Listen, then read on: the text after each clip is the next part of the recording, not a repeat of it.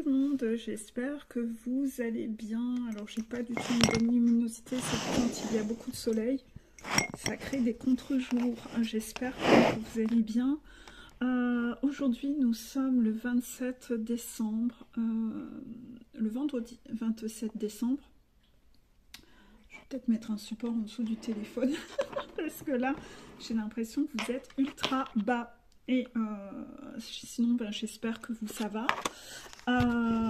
J'ai beaucoup de choses à vous dire. Là, ça fuse un peu dans tous les sens. Et je me suis dit, je vais faire une pause dans mes consultations pour vous tourner une petite vidéo pour parler un peu de tout ça. Parce que là, visiblement, il y a beaucoup de sujets à évoquer. Ces sujets qui sont à évoquer sont en lien avec le portail manque de confiance, excès de confiance, d'accord? Et par rapport à ça, je pense qu'il y a beaucoup de choses qui ont été un petit peu testées. Mon chat fait un boucan. Si vous entendez me chouiller, c'est l'opium. Vous avez été beaucoup testés pendant les fêtes de Noël. Contraction. C'est la sensation que j'ai.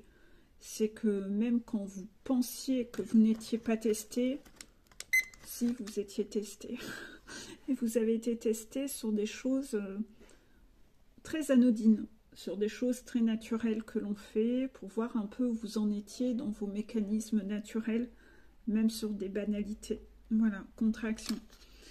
Et c'est pour ça que j'ai essayé de voir, parce que depuis ce matin, ça fuse, ça fuse, ça fuse, pour essayer de ne rien oublier. Vous êtes testé sur la notion du avoir, le contrôlant. Le contrôlant, il aime avoir. Mais en fonction de comment se traduit votre blessure de trahison, vous ne cherchez pas à avoir la même chose. Moi, ma blessure de trahison n'était pas dans le fait de posséder des choses. Ma blessure de trahison était dans le fait d'avoir la paix. Donc j'étais une serpillière pour avoir la paix. Pour avoir le contrôle, ne pas vivre de conflit. Car pour moi, si je vivais un conflit, j'étais persuadée, comme je manquais de confiance en moi, que je ne serais pas capable de gérer un conflit. Donc le seul moyen, ma stratégie, c'était d'être une serpillière pour contourner le conflit. Donc d'aller dans le sens de ce que les autres veulent. De ne pas trop exprimer, de ne pas les contrarier, de raser les murs.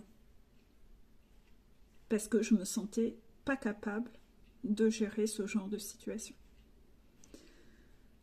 Manque de confiance ou excès de confiance, on ne va pas du tout se comporter de la même façon. On n'aura pas les mêmes stratégies contrôlantes. Ça ne se traduira pas de la même façon, votre blessure ne se traduira pas de la même façon.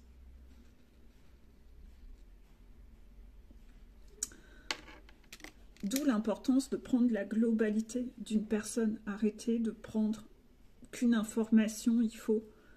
Une personne, il faut apprendre à la connaître. Il faut la prendre dans sa globalité. Il faut l'écouter.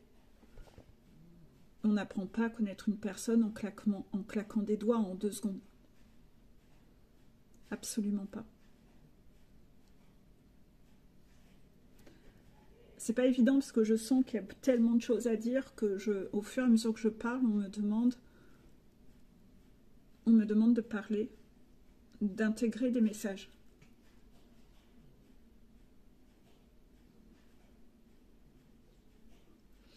On me demande de vous parler d'une anecdote. J'ai en coaching une nana qui a raconté à son jumeau. C'est mon chat, il me fait marrer. Qui a raconté à son jumeau qu'elle faisait un coaching, une thérapie avec moi. Et le gars, alors qu'il travaille même pas, lui a dit qu'il était parfaitement capable de faire ce que je fais. Vous sentez bien le côté mégalo, l'ego, c'est un peu les... C'est toujours facile de se dire de parler de quelque chose qu'on ne connaît pas. Et ce gars, sans me connaître, sans me parler, sans avoir assisté à un seul de mes coachings, sans avoir travaillé dans cette notion-là, alors que lui-même ne bosse pas, il estime que lui, c'est facile ce que je fais et que lui est parfaitement capable de le faire. Ça, c'est typiquement un excès de confiance. Un excès de confiance. Vous voyez que son mécanisme impulsif, c'est « j'ai jamais essayé, je ne sais même pas de quoi on parle, mais je suis capable ». Ça, c'est un excès de confiance. Ça, c'est pas un manque de confiance, non.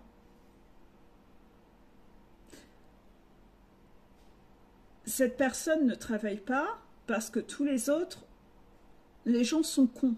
Ouais. Les gens qui bossent, c'est des cons. Bah, c'est des cons, ils n'ont rien compris. Dans la vie, il ne faut pas bosser. Lui, il a tout compris. Ouais. Cette personne estime être au-dessus du lot. Tous les autres sont cons. Lui, il est plus intelligent. Lui, il a compris. Voilà. Vous pensez, c'est bien un excès de confiance. Voilà. Excès de confiance. Et les guides, pourquoi ils voulaient que je parle de ça? Ben, ils voulaient dire qu'en fait, déjà, pour pouvoir faire ce travail comme eux souhaitent qu'il soit fait, ben, ça englobe pas mal de choses. C'est déjà de les intégrer, donc de savoir canaliser pour que eux puissent aussi avoir la parole. C'est déjà d'avoir monté sa propre montagne, parce que si on n'est pas guéri soi-même, on va dire des conneries, contraction.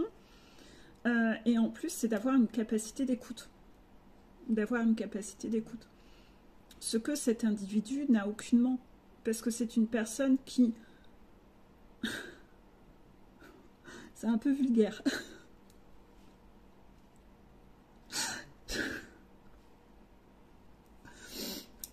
Il me dit c'est une personne qui s'aime tellement que quand il s'écoute parler, c'est tout juste, il se masturbe pas, tellement il s'aime. Vous voyez, c'est voilà. Je l'ai dit de façon un peu plus... voilà, j'y ai mis un peu de rondeur. Mais vous voyez, eh ben ça, c'est pas sexy en fait. Hein, c'est pas sexy. Non. Voilà. Ça, c'est typiquement un excès de confiance. Et on ne peut pas faire ce travail si on a un excès de confiance. Parce qu'on ne laissera pas la parole au guide. Parce que lui, il se prend pour un grand Manitou qui sait tout à tout. Il n'a pas besoin d'apprendre, il sait tout. Et justement, ce qu'il y a de très dysfonctionnel dans son rapport avec sa jumelle, c'est qu'il n'y a pas de place pour l'autre dans la relation. Puisqu'il sait, un rigide sait, le rigide, il sait. Donc il n'y a pas de place pour l'autre dans la relation, il y a juste un rapport de pouvoir où il y a quelqu'un qui doit écouter, le grand Manitou qui sait tout. Et donc lui, il sait, il n'a pas de capacité d'écoute. Et il ne laisse pas parler l'autre, c'est lui qui sait. Et si l'autre pense autrement, il a des mots humiliants, rabaissants, lui disant à quel point il est débile, il n'a rien compris et que tout le monde est débile et lui, il est au-dessus de tout le monde. C'est un excès de confiance. Inévitablement, cet exemple est tellement énorme et tellement caricatural, et pourtant, j'ai rien exagéré dans les traits, contraction, qu'inévitablement, c'était, je comprends que les guides voulaient que je prenne cet exemple comme un exemple d'excès de confiance. Durant ces fêtes de Noël, vous avez sans doute dû croiser des gens comme ça. Inévitablement, bon là on est le 27, peut-être qu'au moment où vous verrez la vidéo, vous aurez un peu oublié ce que vous avez vu, entendu. D'un autre côté, je pense que vous passez Noël avec des gens que vous voyez à intervalles réguliers.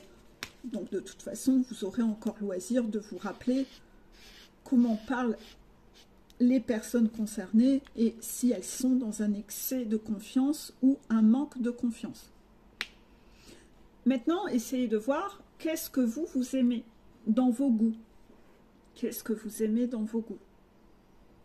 Vous accrochez sur quel genre de personnalité? Nous sommes tous différents, nous avons tous le droit d'avoir des goûts différents. Et en général, en fonction de vos goûts, comment ils étaient avant et comment ils vont évoluer, les goûts que vous aviez avant et comment ils vont évoluer au fur et à mesure de votre montagne, vos goûts vont changer. Vos goûts vont changer. C'est-à-dire que si, par exemple, je me base sur mon expérience personnelle, comme j'étais quelqu'un d'un peu serpillière, qui manquait beaucoup de confiance en moi, pendant longtemps, ce qui me séduisait, c'était les gens qui avaient, eux, une confiance, beaucoup plus de confiance en eux que moi, je n'en avais. C'était quelque chose que je trouvais beau, je les admirais, ces gens. Ils avaient quelque chose que moi, je n'avais pas. Et je les regardais avec beaucoup d'admiration. Je trouvais ça relativement séduisant, d'avoir confiance en soi. Ceci dit, j'étais plus jeune. Et quelqu'un qui a confiance en lui, ça peut avoir ce côté un peu solaire, un peu de quelqu'un qui a de l'assurance. Mais plus vous vieillissez, plus ce côté confiance, vous vous rendez compte qu'en vieillissant, c'est pas joli en fait. Ça devient de plus en plus sordide, ça devient de plus en plus toxique, ça devient très... Ce qu'on a aimé à un moment, au bout d'un moment, vous trouvez que ça devient laid en vieillissant. Il y a certains traits de personnalité qui peuvent être séduisants à un certain âge, mais en vieillissant, ils sont extrêmement laids. Je ne sais pas comment vous expliquer, mais c'est vraiment comme ça que je ressens ce trait de personnalité. Vous voyez? Et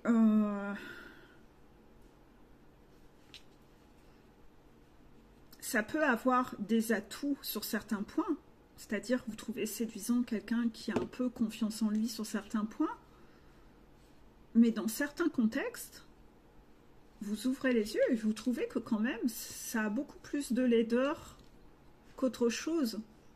Et que comment on peut vivre une relation avec quelqu'un qui passe son temps à occuper tout l'espace, à se sentir supérieur à vous dire comment vous devez penser, etc.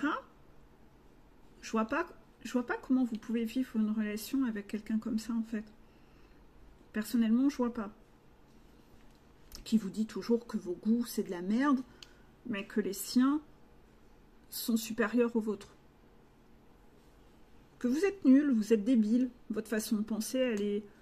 Vous savez, toujours ce côté très humiliant, taclant. Et là, on vous demande d'essayer de vous rappeler, pendant ces fêtes, vous avez dû voir des gens qui, en couple, sont dans ce rapport-là. Vous avez dû voir des gens qui sont dans ce rapport-là. Et peut-être pas qu'en couple, peut-être aussi de parents à enfants. Ou qui ne le faisaient pas ouvertement, qui le faisaient derrière le dos des autres. C'est-à-dire, la personne est à table, on est tout sourire, puis la personne, elle vient de partir faire la vaisselle, là, on déblatère sur elle. Il y a toujours cette posture que je me sens supérieure à l'autre. Donc, ce que je fais, j'ai le droit de parler comme ça, puisque l'autre est nul.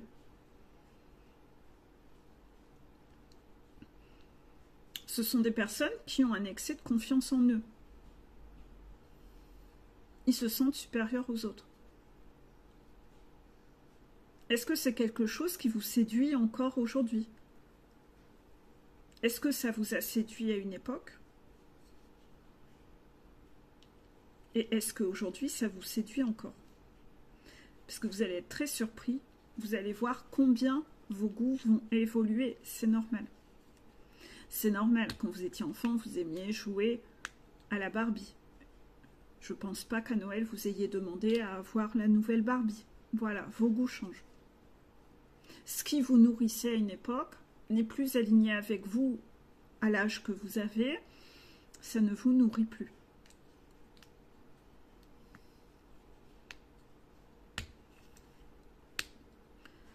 Donc là, déjà, il y a cette notion-là à travailler. Ensuite, on vous demande à Noël à Noël, il y a des gens qui comparent. En général, ils ne vont pas se comparer dans l'être. Non, les gens ont très peu d'ambition sur être ceci, être guéri de ça, non. Les gens ont de l'ambition que sur le avoir, ou la possession. Et normalement, vous avez dû voir que pendant les fêtes de Noël, beaucoup de gens ont ce mécanisme de se comparer. Et peut-être même vous. Peut-être même vous. Peut-être que vous avez encore besoin de travailler sur cette névrose que vous avez de comparer. Vous comparez tout. Oui, l'autre il a eu ci, et moi j'ai pas ça, c'est pas normal. Donc peut-être que vous avez comparé, un peu comme les enfants qui comparent. Ah oui, lui il a eu ça comme cadeau et moi je voulais l'avoir et moi j'ai pas eu. Et moi j'ai même vu des enfants compter, des pitchouns qui comptaient le nombre de cadeaux. En fait, ils n'étaient même pas contents de regarder le cadeau qu'ils avaient déballé. La seule chose qui les intéressait, c'est de dire, t'as vu, moi j'en ai déballé, ils avaient compté le nombre, alors que toi, tu en as déballé, nanana. C'est les... c'est extrêmement laid. C'est extrêmement laid. On n'a pas envie d'offrir un cadeau à un enfant qui est comme ça, en fait. On sait qu'on est, son cadeau, c'est juste un numéro parmi tant d'autres. On aurait mis une boîte de croquettes, ça aurait été pareil. Tout ce qu'il voulait, c'était prouver à l'autre. Eh, moi, j'ai eu 2 cadeaux de plus que toi. Bis, bis la galette. Inévitablement, il y a un problème dans l'éducation. Hein. Il y a quand même un gros problème. Hein. Si les gamins sont déjà dans cette surenchère de compétition, de moi, je et toi, nanana, il y a quelque chose qui est très problématique dans l'approche des choses. Hein. On doit être trop dans l'avoir et la compétition et la comparaison dans cet habitat. Hein. Voilà, contraction. Peut-être que l'enfant entend ses parents déblatérer sur le dos de tout le monde à longueur de journée. Voilà, donc lui il se sent aussi supérieur. En tout cas, il y a un problème. Il y a un problème quelque part.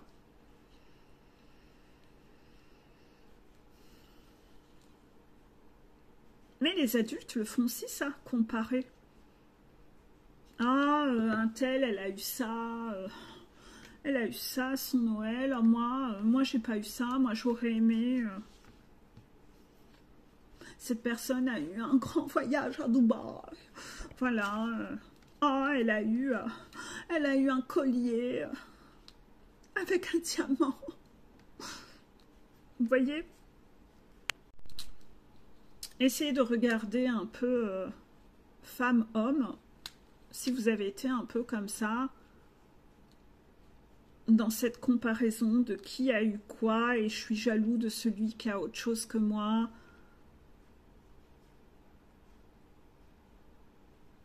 Est-ce que vous trouvez ça sexy? Est-ce que vous trouvez ça sexy?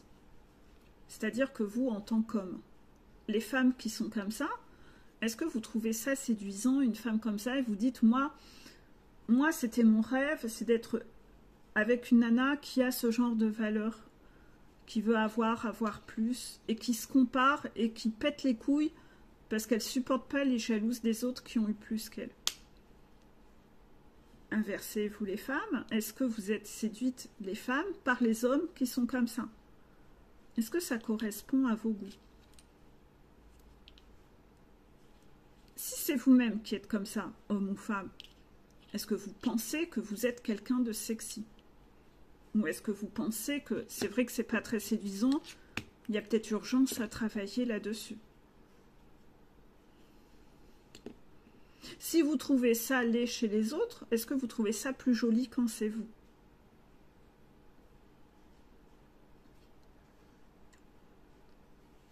Est-ce que vous comparez et comment vous réagissez quand vous comparez et que l'autre a eu autre chose que vous auriez aimé avoir? Est-ce que vous vibrez la blessure d'injustice? C'est injuste, l'autre il a plus que moi. Est-ce que vous vibrez la trahison?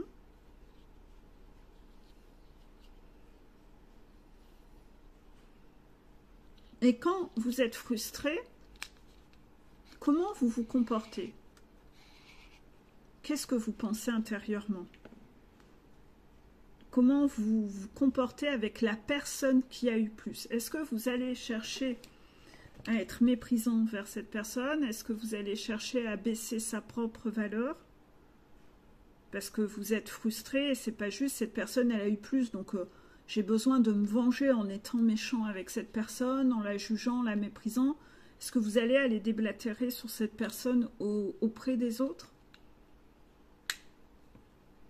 Est-ce que vous allez chercher à l'humilier publiquement, à la tacler, à la rabaisser devant tout le monde? Est-ce que vous avez vu des gens qui ont eu ce type de réaction pendant les fêtes de Noël? Étaient-ce des enfants ou des adultes? Si ce sont des enfants qui ont agi comme ça, est-ce que par hasard leurs parents font pas exactement la même chose?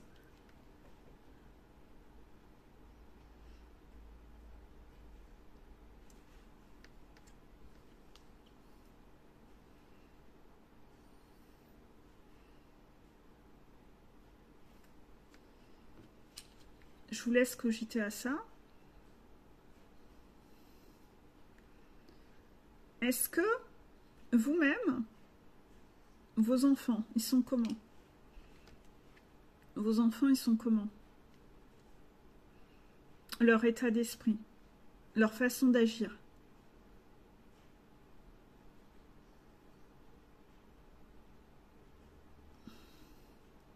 Y a-t-il des effets miroirs entre vous et vos enfants? Vous avez vu la contraction.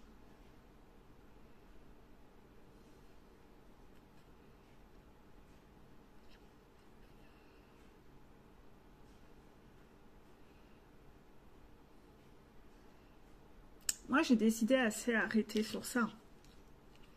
Donc, inévitablement, j'ai été dans cette cohérence d'éducation, contraction.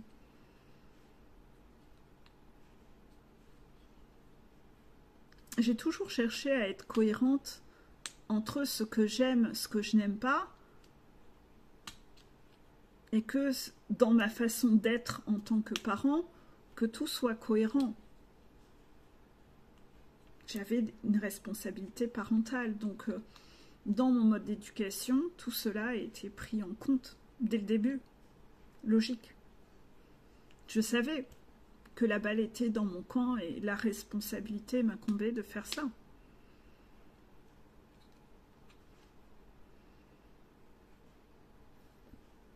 Vous êtes nombreux à me dire que vous avez été toujours un peu émerveillés de voir quand je déballais vos cadeaux, des calendriers de l'Avent, etc., comment mes yeux étaient illuminés quand je recevais des cadeaux. Bah, inévitablement, ce que j'ai cru dire à tout le monde, c'est que cette année, à mes 46 ans, je crois que j'ai eu plus de cadeaux en une année que ce que je n'ai eu en 46 ans de vie. Et vous voyez, contraction des guides. Inévitablement, quand vous n'êtes pas habitué à avoir, bah vous êtes émerveillé. Inévitablement, vous avez vu comment mon enfant intérieur était émerveillé. Et pourtant, vous ne m'avez pas offert des Lamborghini, des diamants, vous voyez. Ben, ce que vous avez vu dans mes yeux, de trouver que c'était très joli de voir cette insouciance et ce côté pur chez moi, de mon émotion pure, d'être heureuse avec, pour reprendre vos mots, pas grand-chose entre guillemets, oui, parce que je m'émerveille sur un crayon, je m'émerveille sur... voilà. Voyez, on m'a offert ça, petite boule anti-stress, porte-clés, où vous appuyez dessus, on a l'impression que c'est le Papa Noël qui fait un prout derrière. Je suis toujours en train de jouer à longueur de journée avec. Je la quitte pas. Elle est là sur mon bureau, je travaille avec. Vous voyez, ben, c'est le genre de choses qui vous impressionne, vous, de voir que oui, je suis... je m'émerveille. Mais, vous savez, je me sens beaucoup plus heureuse comme ça que comme des gamins qui sont jamais heureux de rien, en fait. Qui veulent avoir plus. Vous savez, si j'avais eu ce côté un peu princesse méprisante, qui je veux et j'exige et je veux plus, moi je les envie pas, ces gens-là. Je les envie pas. Je me dis, mon Dieu, qu'ils sont malheureux. Ils sont jamais heureux. Il leur faut toujours plus. Moi, je suis heureuse de pas grand-chose. Bah, tout comme je m'émerveille sur n'importe quel paysage en vacances. Je m'émerveille devant un coucher de soleil. Inévitablement, je m'émerveille sur beaucoup, beaucoup de choses. Inévitablement, vous pensez bien, je n'avais pas grand-chose, mais je partais pas non plus en vacances. Donc inévitablement, moi, tout ce qui est nouveau, je m'émerveille.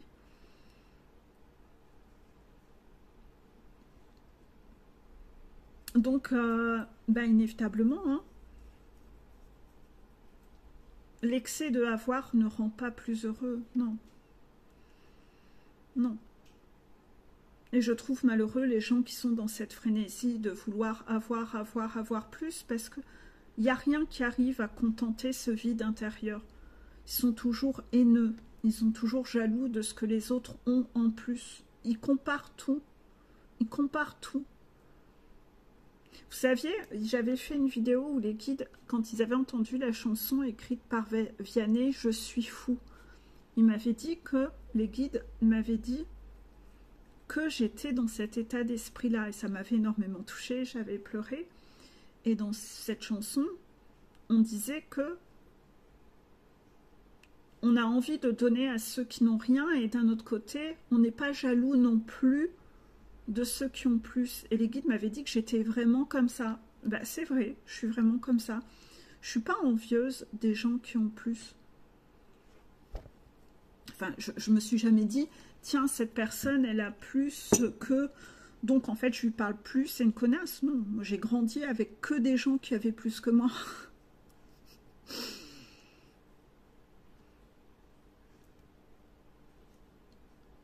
Moi, j'avais genre, j'ai enfin eu une Barbie à je ne sais quel âge. Et une vraie, hein. Parce qu'avant ça, j'en ai eu qui n'étaient pas des vraies Barbie parce que ça coûtait moins cher. Voilà. Donc, le cadeau que j'avais reçu était, voilà. Mais j'étais contente de ça. Bon, à part qu'elle n'avait pas des aussi beaux cheveux. C'était le truc, vous voyez.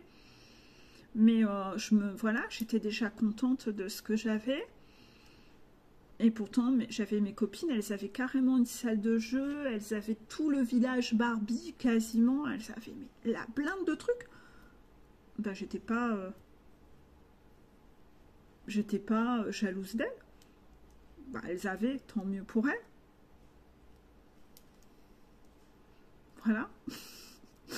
Je me suis pas mise à avoir la haine envers des copines qui avaient plus. J'ai jamais été dans cette notion de jalousie.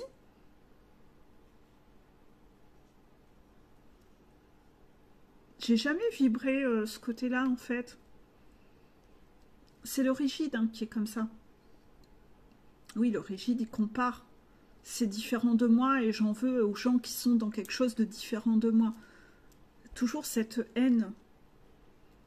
Cette haine, en fait. Toujours de la colère, vous voyez, le côté haineux en fait. Ben moi, pas du tout. Pas du tout.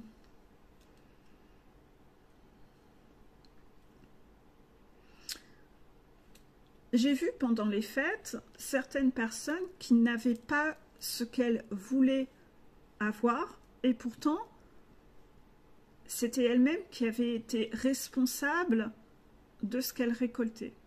J'ai vu des personnes vivre des trucs qui leur créaient une frustration et qui les avaient mis, là encore une fois, en colère, de récolter telle ou telle chose. Mais quelque part, c'était elles qui avaient semé ces graines-là. On est dans le portail de la cohérence, et dans ce portail de la cohérence, il fallait travailler sa part de responsabilité. Ben, j'ai vu beaucoup de gens ne pas endosser leur propre part de responsabilité.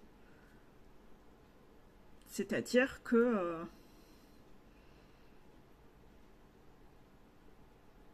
j'ai passé tout mon temps à déblatérer sur tel ou tel sujet, sur le dos de telle ou telle personne auprès d'autres personnes. Et puis, ben, les gens vont retenir tout ce que j'ai déblatéré sur cette personne. Et à un moment, ça se retourne contre moi. Ouais, mais enfin bon, quelque part, le discours, il a été tenu. Donc à un moment, les gens, ils s'en rappellent de ce discours. Et donc, inévitablement, ces gens-là, il y a certaines choses qu'ils ne comprennent pas. Et donc, j'ai vu, voilà. Les gens aimeraient avoir, mais sans être. Il y a beaucoup d'incohérences entre ce qu'ils ne veulent pas vivre, mais ce qu'ils font, en fait. Beaucoup d'incohérences et de contradictions sur tout ça.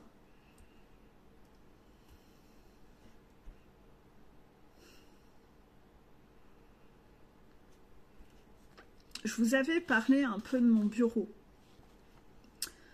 Et c'est peut-être même la dernière vidéo que je tourne sur ce bureau. Surtout, moi, je me suis toujours contentée de peu, en fait. Je me suis souvent contentée de peu.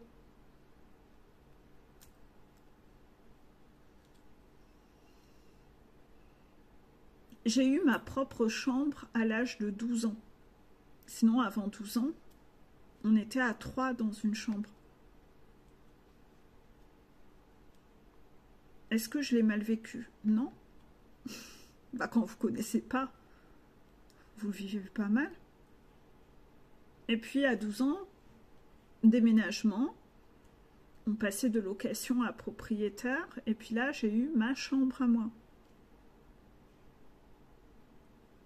Ma chambre n'était pas grande, mais ça, j'étais contente, j'étais heureuse.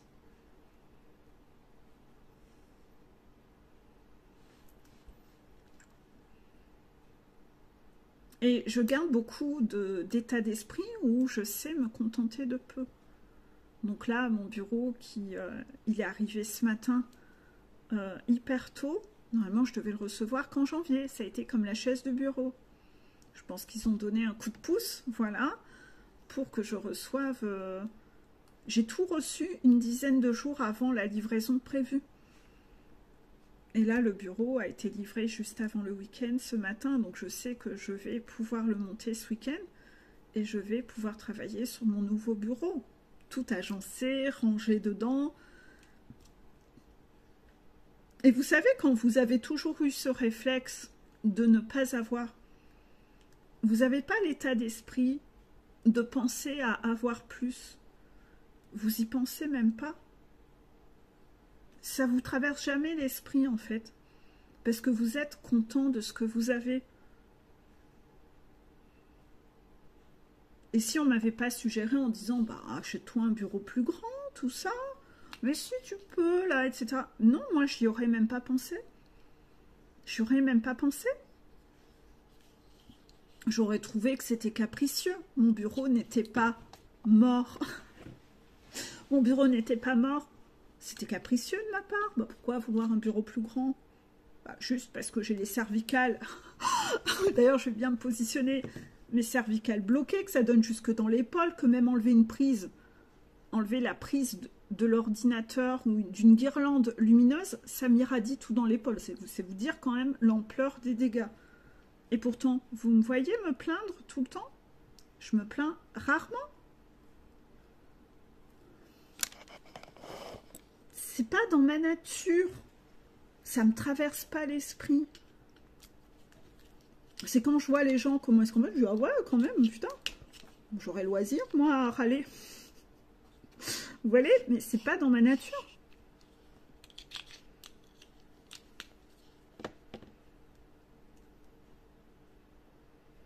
Donc, inévitablement, il y a quand même peu de choses. La frustration, c'est pas quelque chose qui, moi, me frustre. C'est pas une émotion que je ressens souvent. Contraction. Je dirais, et j'essayais de me remémorer un peu, je me disais, mais moi, qu'est-ce qui me frustre le plus? Et en fait, vous savez ce qui m'a le plus frustré sur ma montagne, ce qui était le plus dur pour moi, c'était pas lié au avoir, c'était de comprendre. C'était de comprendre. C'est-à-dire que quand il y avait quelque chose que je ne comprenais pas, c'était horrible pour moi. C'est de ne pas comprendre. Et moi, mon avoir, il était sur les... avoir la compréhension. Avoir l'information de où est la logique. Il était là, mon avoir. Moi, tant que je comprends la logique des choses, tout va bien. Ça m'apaise intérieurement. Parce que je peux revenir à ce tatouage, tout est juste. Mais si je ne comprends pas, comment je peux vibrer cet apaisement du tout est juste? Si j'ai pas, je comprends pas la logique. Si j'ai pas l'explication, ça c'est dur.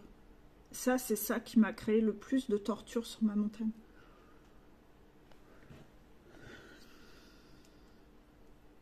Quand je comprenais pas. Quand j'avais pas d'explication.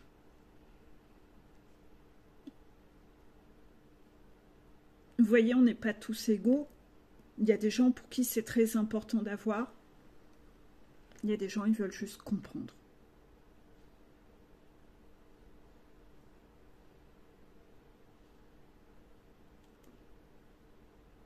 Et ça, je dirais que ça a été vraiment, si je dois dire, la plus grosse souffrance que j'ai eue sur ma montagne, c'est celle-là. Quand je ne comprenais pas. Quand je ne pouvais pas avoir les réponses. Quand je ne pouvais pas savoir. Comprendre où était la logique. Car je ne pouvais pas vibrer le tout est juste. Ça, c'est ça qui m'embête le plus. Et pourtant, j'ai dû apprendre à cohabiter parfois avec cet inconfort de ne pas comprendre. De ne pas savoir. Et comme j'étais quelqu'un qui avait une blessure de trahison importante, mon mécanisme contrôlant était donc de vouloir comprendre, me torturer l'esprit. Pour comprendre, en fait. Pour comprendre. Et puis, vous pouvez pas. Parce que si les guides n'ont pas envie de vous donner l'information, parce que vous avez besoin de réussir à trouver la paix, même sans ça, ben vous n'obtiendrez pas les réponses. Parce que vous allez devoir cohabiter avec cet inconfort de ne pas comprendre, de ne pas savoir, et de quand même réussir à retrouver la paix intérieure, malgré le fait de ne pas avoir ce que vous vouliez avoir. Et moi, mon avoir était lié à avoir les réponses, à avoir les compréhensions, à avoir l'information. On ne travaille pas tous les mêmes choses, en fait. On ne travaille pas tous les mêmes choses. Et c'est en fonction de ce qui vous crée de la souffrance que vous allez devoir ne pas avoir ce truc-là. Vous aurez votre évolution et votre transformation sera toujours dans ce qui vous crée de l'inconfort. D'où l'importance d'avoir regardé les vidéos du labyrinthe 2. Ça parlait de ça, cohabiter avec l'inconfort, par plein de petites clés. Ce fameux labyrinthe 2 que vous avez boudé, bah oui, parce que vous ne vouliez pas vraiment écouter. Si c'est pas une vidéo où il y a dans le titre votre jumeau quitte sa femme, ça vous intéresse pas ça? Bah non. Bah moi si. Moi c'était tout ça qui m'intéressait, c'était de comprendre, de savoir sur quoi j'avais à me transformer. C'est d'avoir les compréhensions. Et qu'est-ce que je fais sur cette chaîne? Bah je vous propage les informations de ce que moi je recherchais à comprendre. Inévitablement, je propage les informations en fonction de ce qui me semble important à mes yeux. C'est sûr que celui qui veut que regarder avec des jumelles qu'est-ce que fout l'autre, ben moi j'étais pas comme ça. Donc moi ça m'intéressait pas. C'est pas le genre de vidéo que je fais. Non, on s'en fout. On s'en fout. Pourquoi? Ben parce que le but c'est de être. C'est de comprendre ce qu'on attend de nous sur cette montagne.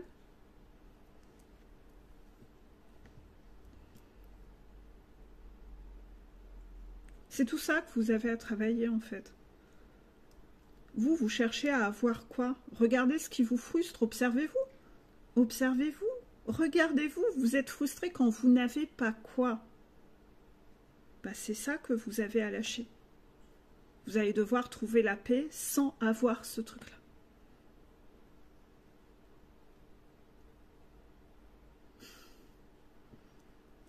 Et ce n'est que quand vous aurez appris à vous passer de ça, qu'éventuellement vous aurez le droit de la voir à nouveau. Ça dépendra de quoi il s'agissait. Mais tant que vous n'avez pas réussi à trouver cette paix intérieure sans ça, sans avoir ce truc, on va continuer à vous faire travailler jusqu'à ce que vous arriviez à atteindre cette paix-là.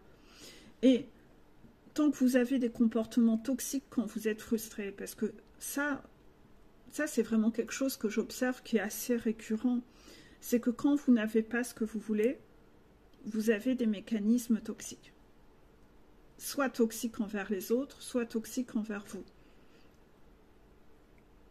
Inévitablement, rappelez-vous, vous êtes sur Terre pour expérimenter le bonheur.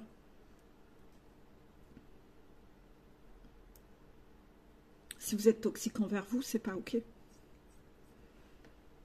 Et si vous êtes toxique envers les autres, à chaque fois que vous êtes toxique avec quelqu'un, vous allez devoir le revivre x3 par retour de karma. Donc inévitablement, il faut quand même couper le robinet. Vous n'allez pas expérimenter le bonheur par ces biais-là.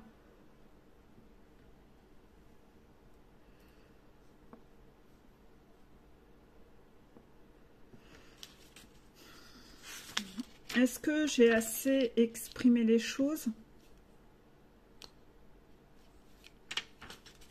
dans cette vidéo? J'ai assez exprimé. Les guides veulent que j'aborde 2 petites thématiques. Parmi vous, vous avez été plusieurs à, comme votre jumeau ou votre jumelle n'était pas là, à avoir eu envie de faire entrer quelqu'un d'autre dans votre vie pour remplacer la vodka par le whisky, hein. Façon de parler. Voilà. Et donc d'avoir voulu remplacer votre jumeau ou votre jumelle par une autre personne. Bah, l'autre il n'est pas là, je vais quand même pas rester seul.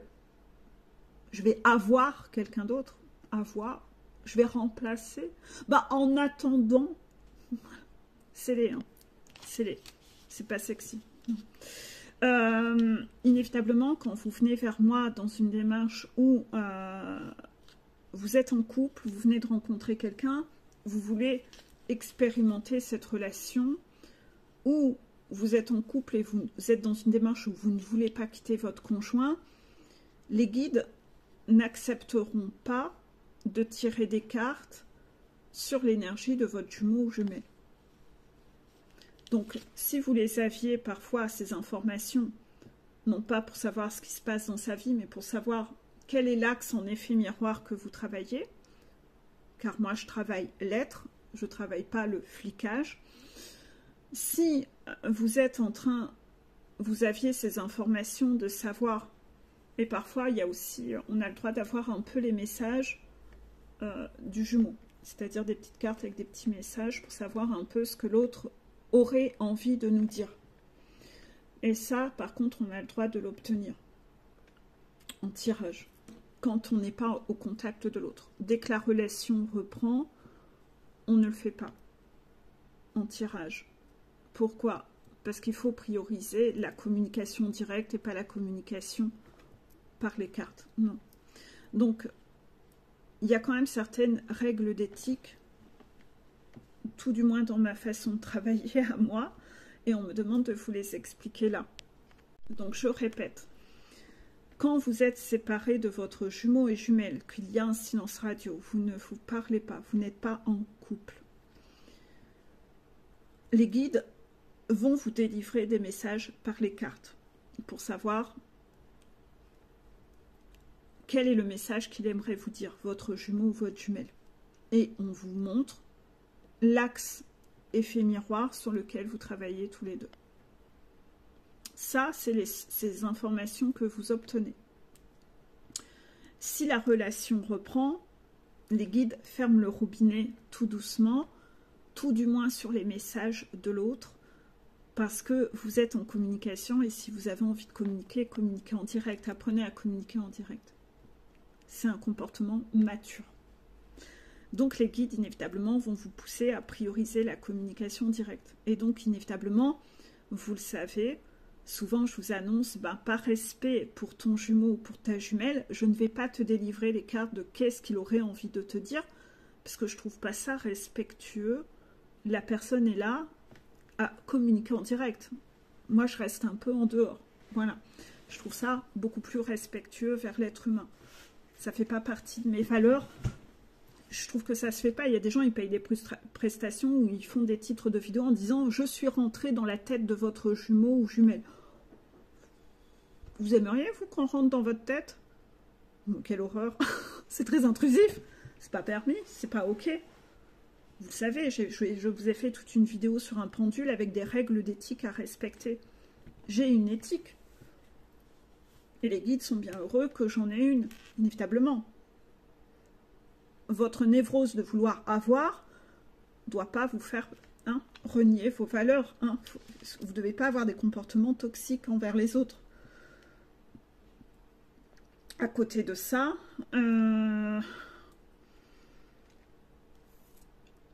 les guides ne vous diront donc jamais ce que pense l'autre quand vous êtes en relation. C'est vous qui allez devoir communiquer. Vous allez devoir communiquer en direct. Donc vous n'aurez pas d'informations. Déjà, vous n'avez pas le droit de le demander. Les guides veulent bien parfois aller vous donner une ou deux informations comme ça. Mais quand vous êtes en relation, ils ne vont pas rentrer dans la tête de votre jumeau. Enfin, c'est inconcevable, quoi. Je trouve ça logique. Ce serait hyper malsain, sinon, arc. Donc ça, déjà, il y a ça. Et puis, inévitablement, si vous venez vers moi en me disant bah là, je viens de rencontrer quelqu'un, je vais vous dire, par respect pour ce nouveau quelqu'un que tu veux faire rentrer dans ta vie, on ne tirera aucune carte sur ton jumeau ou ta jumelle. Bah non, sinon ça veut dire que vous êtes encore en train de courir plusieurs lièvres à la fois. C'est pas OK, en fait. C'est totalement irrespectueux. Vous vous remettez en position supérieure où vous avez le droit d'être dans la polygamie. Non mais oh, c'est pas OK, en fait. C'est pas OK. Inévitablement, si vous arrivez vers moi et que vous avez une relation avec quelqu'un d'autre, je ne vous parlerai pas de votre jumeau ou votre jumelle. Ah bah non. Ah non. Bah c'est logique. C'est logique. On parlera de votre ascension, de votre évolution, de votre relation avec la nouvelle personne, mais on ne va pas parler. Non. C'est logique. Et si vous êtes ultra heureux, que vous me dites « Ah, mais je suis ultra heureux dans mon couple, je ne veux pas me séparer », bah, tu n'auras pas d'informations sur ton jumeau ou ta jumelle. C'est logique.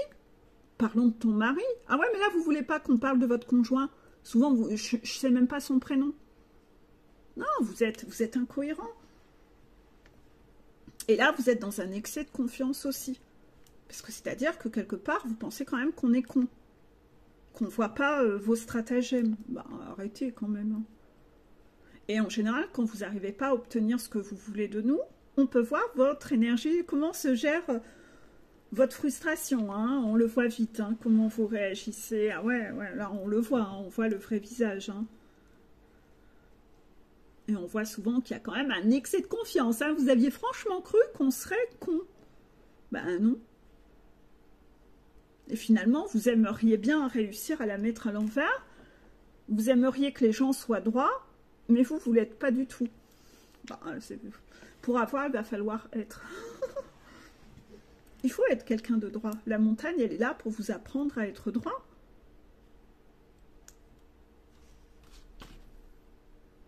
Donc, inévitablement, j'ai un radar à voir ce qui n'est pas droit. Ben, quand même.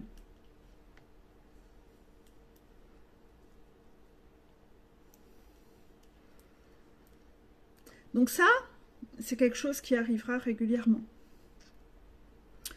Deuxième chose. Il y a une personne qui a rencontré un karmico-séducteur.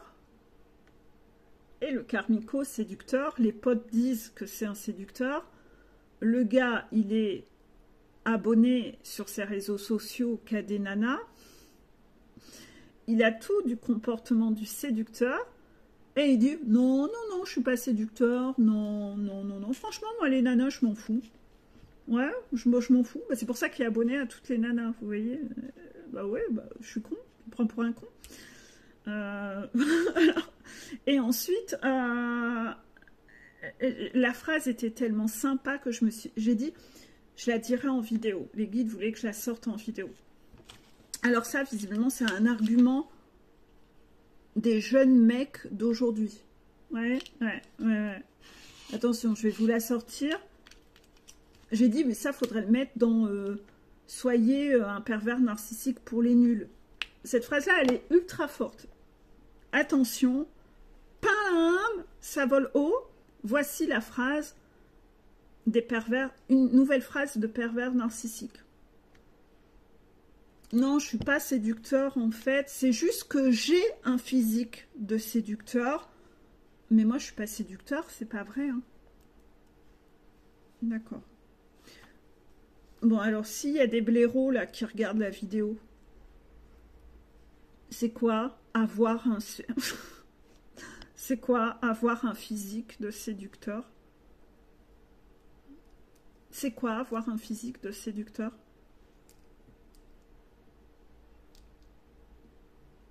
Niveau langage français, moi, pas comprendre. C'est quoi avoir un physique séducteur? Ah non, je suis pas séducteur. Tout le monde croit que je suis séducteur parce que j'ai un physique de séducteur. Mais rien, non. C'est que ton attitude est dans la séduction. Et ça, il faut l'assumer, c'est la responsabilité. Mais un physique de séducteur, ça veut rien dire. C'est l'attitude. Mais l'attitude, elle est pilotée par quoi? Bah, par la personne. Elle en est responsable de l'attitude et de ses actions. Donc se dire, ah non, je suis pas séducteur, j'ai un physique de séducteur, mais ça veut me fichtrement rien dire. Mais là aussi, encore, on prend les gens pour des cons. Mais rebranchez vos neurones avant de parler. Vous croyez franchement? Bon, après, je sais pas, hein. Peut-être que le gars, il parle comme ça en soirée à des nanas qui ont 10 grammes d'alcool dans le sang et qui... Ouah, c'est beau comment il parle. Essayez de voir. C'est une phrase qui vient d'où? Enfin, moi, je me suis dit, putain, on en est là. On en est là. Ça, c'est les nouvelles phrases qui sortent de la nouvelle génération de pervers narcissiques. Contraction. Non, mais tu comprends, c'est sa philosophe, tu vois. Non, mais tu comprends, j'ai un physique de séducteur malgré moi. Non, mais arrête.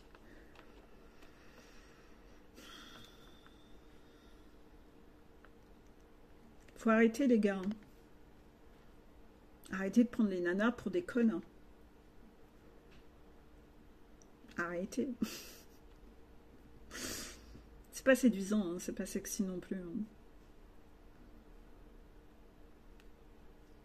Je pense que je sors cette phrase à mon fils de 15 ans, il est mort de rire. Il va me regarder, il va me dire, c'est quoi cette phrase de merde? C'est quoi cette phrase de merde? Bah, le gars qui l'a sorti, il avait pas 15 ans, il avait plus. Il prend les gens pour des cons. C'est ça.